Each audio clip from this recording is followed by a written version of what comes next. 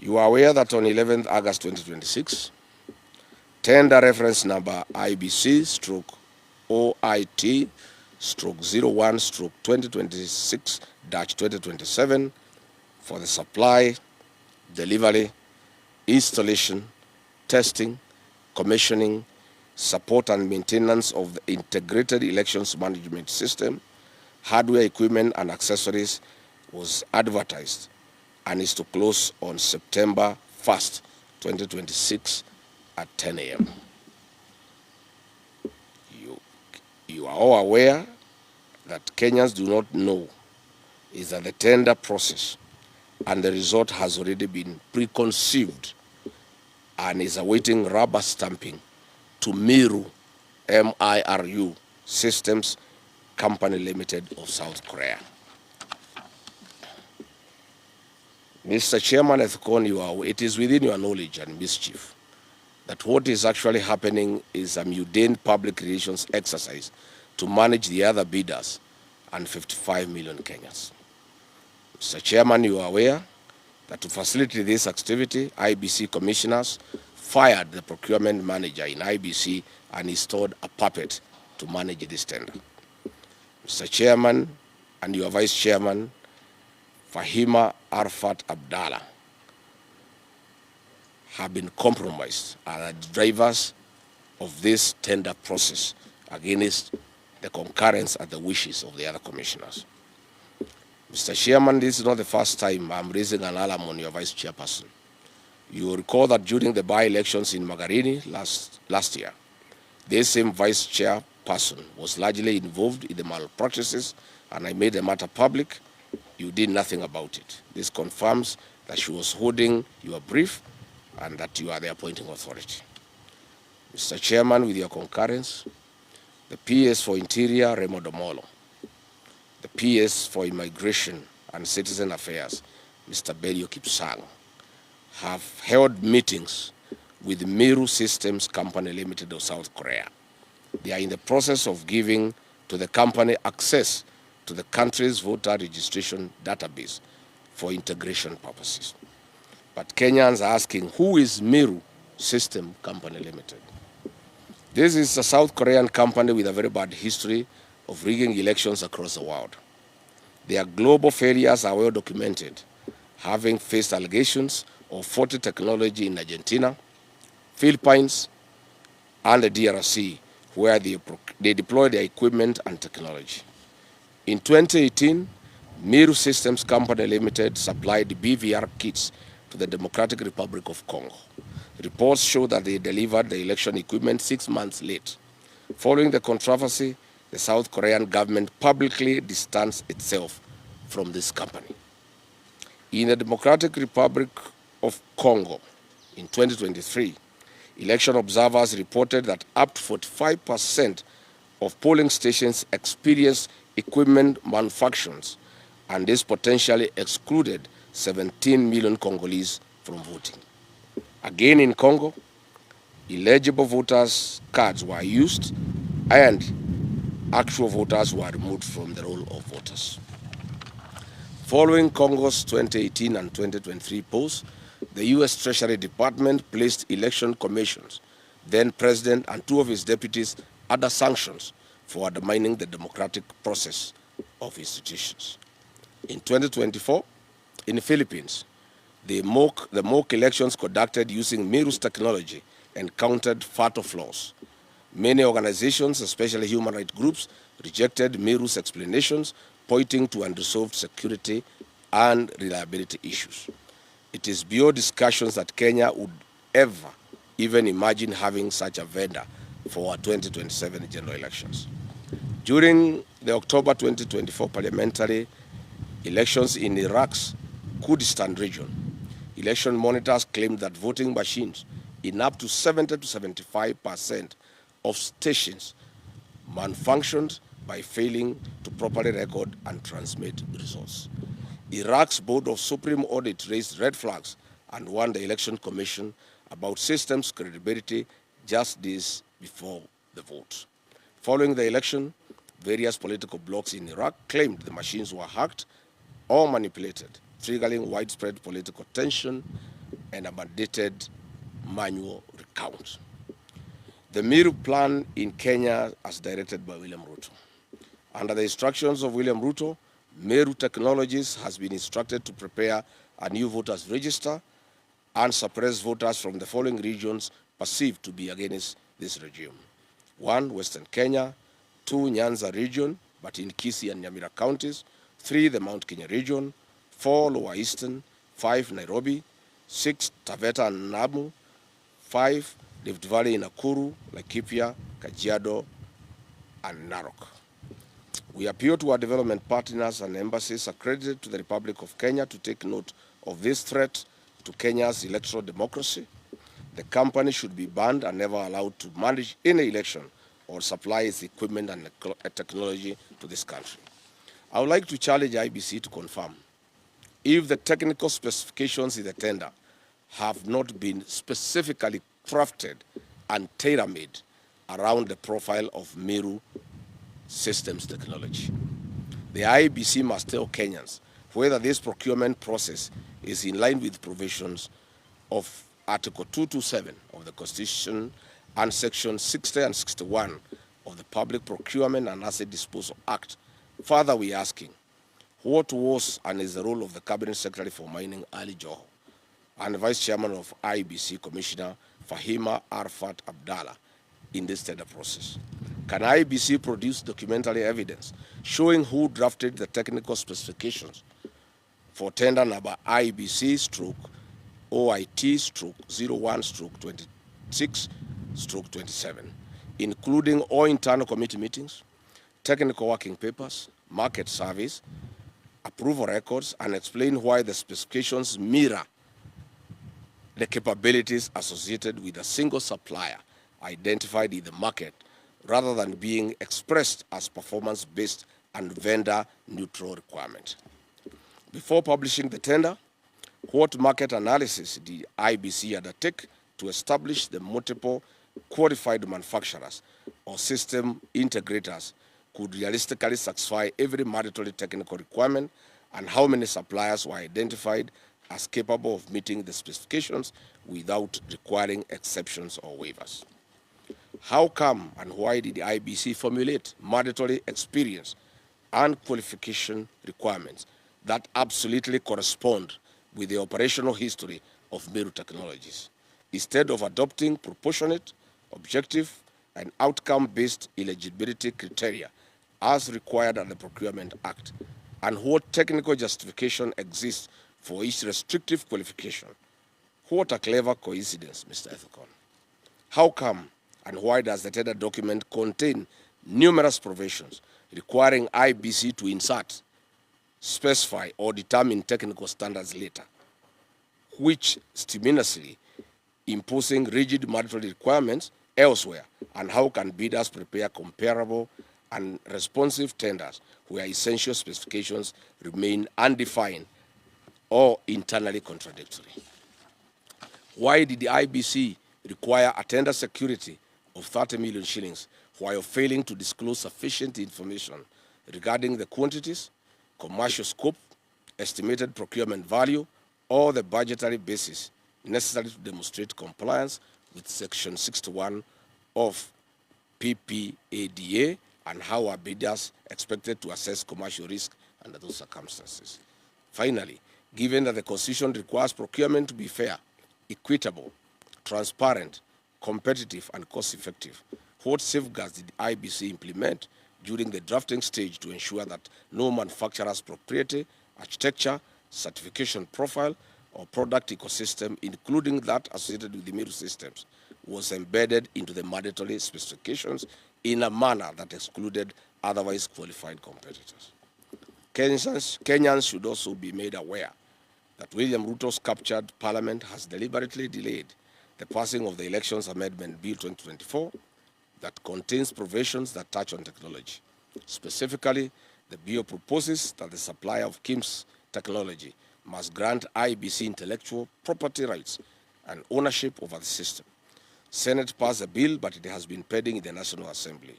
We all know why. It is also not lost on Kenyans that recent changes in the ownership of Dilaru Kenya Limited is directly linked to the ongoing electoral fraud that will be deployed in August 2027. Dilaru Kenya Limited is a security printer with the technical capacity to print election materials locally. I am persuaded that William Ruto's recent investment in Dilaru Kenya Limited is part of the rigging game plan that has now been put into play. No wonder, despite all the indications from independent scientific polling and intelligence assessment that show a William Ruto loss, he is confident that he'll whitewash any opposition and extend his kleptocracy for a further 5 years. Vulnerable and defective electoral voting technology threatens electoral transparency and the credibility of an electoral process. Any attempt to change the election management system technology less than 11 months to the 2027 general election is a recipe for failure and chaos. The real mischief of IEBC, as directed by William Ruto, is to interfere with the voter register during the digital migration of data from the smartmatic KIMS to the middle technology kits. This they intend to do the last minute so that there is no room for corrections. This will cause massive vote rigging and voter suppression in some areas. And the attempt to bring this technology from South Korea that has failed everywhere, and specifications are tailor-made. And I've been told that the technology will cost 6.5 billion, up from the 4 billion the current system is charging, creating a 2.5 billion bribe to the IEBC commissioners and their cronies. Kenyans must resist this. Finally, I want to say, I want to go to Kikuyu constituency. The last time I was there, Kimani Ichung'wah unleashed violence on the people of Kikuyu, and the police were part of that violence. I'm told Kimani Ichung'wah was having a meeting this morning at 5 a.m. with the Dagoretti South MP, Mheshimiwa Kiari, to plan on how to attack the people of Kikuyu. I want to ask the Inspector General of Police, Douglas Kaja, to provide security to that meeting, and his officers should not be part of violence that as they were last time. In fact, after goons were unable to attack our meeting the last time we were in Kikuyu, it is the police themselves who attacked our meeting. And I've been saying police have become goons. Kikuyu police station is a scene of crime. The OCS there, Mr. Mulwa, is a chief goon and works with Kimani Ichung'wah to cause violence against the people. So we'll be in Kikuyu this afternoon, and we ask the AG to provide security. We ask the OCS Kikuyu not to unleash violence against innocent people. Kenya is a democracy. To let people have their meeting and sell their agenda. After we leave, Kimani Ichung'wah can have another meeting tomorrow or the day after and sell his agenda. And you know, Kimani Ichung'wah is also very busy. Coercing my church, the PCA, to go and meet William Ruto. He is trying to organize with the Secretary General of PCA 2,000 church leaders to go and meet William Ruto at State House to take bribes. They want 300 million to pay some loans the church owe, and each participant want to be bribed with some 20,000 shillings. So instead of raiding our meetings, take time to work on the PCA delegation. Go and mobilize PCA church leaders, take them to State House to be bribed. And we asking our PCA clerics as a member of the church, please just go and take the money. The matter is there. We as members will not be persuaded by yourself that even if William Ruto through bribery persuades you to back him and to support him, we as members of the church will not be moved, will not be persuaded. So good people, I want to thank you for coming. I know we were with you yesterday. I did not give this information because I didn't have the full details, especially on the IEBC. It was very, very critical that Kenyans know exactly what is happening. So I want to thank you for coming. And I'll see you when I come back after a while. In the meantime, muendelee to tell Kenyans what is happening. I will be off completely myself. Viongozi wamejaa inchi, wakave vizuri, waeleze what is happening. Our Secretary General here will hold brief for me. When he calls you, please come, so that he can keep the fire burning and we can continue telling the people of Kenya what is happening. Asante sana. Do you want to add something? Sasa? Yes. Yes.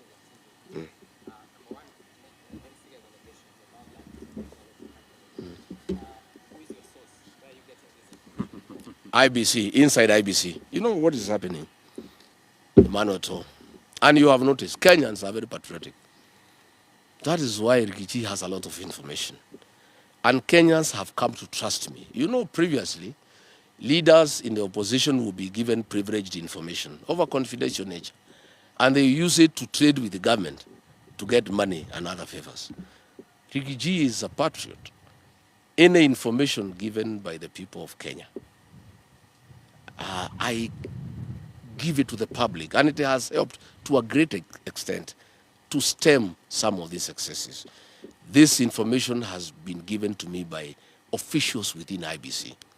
This tender was tailor-made. The specifics were made in a way, the specs, that nobody else can win this tender other than this South Korean.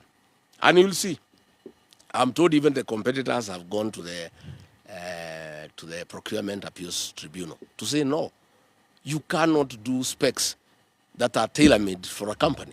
And I want now to challenge you as the media to go to IBC, ask for the specs in this tender.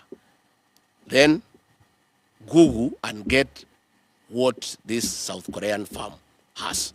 And you'll find word to word, sentence by sentence, requirement by requirement. It's a fraud. And I want to thank IBC officials who have looked for me, great patriots of this country, who don't want anybody to mess with this country. And they are saying it is not possible to have a new system within the remaining time of 11 months. When do you do digital migration? When even tender now has been not been awarded. By the time it is awarded, they come, digital migration. The elections are here. There is no time to interrogate. I want to recommend that the current system of Smartmatics be retained, because already they have the data, they have the experience, and we have seen them do elections. I saw in Olokalau, the system was quite okay. I don't think we have a problem with this system of Smartmatics. But it is not possible to have a new system to manage our elections between now and the election, 11 months. Because they'll have to migrate the data from Smartmatics to the new company. Why do we have to get data from a company that is already in the country and give it to a new entrant? What is the gain? They have already done the donkey work. They have all the data. They have the voters register. Why do you want to move that data to a new company? That is where the mischief is. They want to interfere with the voters register, especially in areas where William Ruto has been rejected. I've read the areas where they want to interfere. And they are working with PS Remodomolo and Belio Kipsang, who are the custodians of IDs and the data of people who are registered to be Kenyans. And that is where there is mischief, and will not agree. And I want to thank the IBC officials who brought this matter to my attention.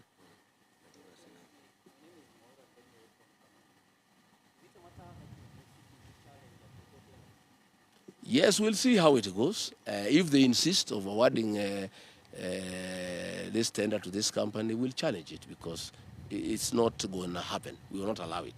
Because it's totally absurd. And you can see the intention. It is clear that it is, and this is a company that has failed in every country they have been. So why do you want to bring failure from other countries to Kenya? We cannot accept. Thank you very much. Nafikiri hiyo inatosha. Ndio. Yes.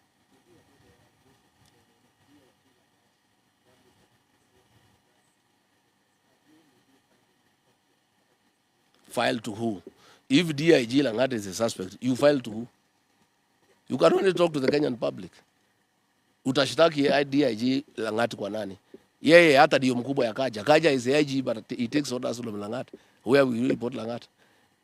You know what happened in Central Police Station, where somebody is in court after he gave instructions. Nothing was done to him, alirudishwa kwa ofisi. So sisi kazi yetu ni kushtaki hao kwa raia. Lakini next year tutapeleka hao kotini. Lakini for now we report them to the Kenyan people. Asanteni sana, thank you very much.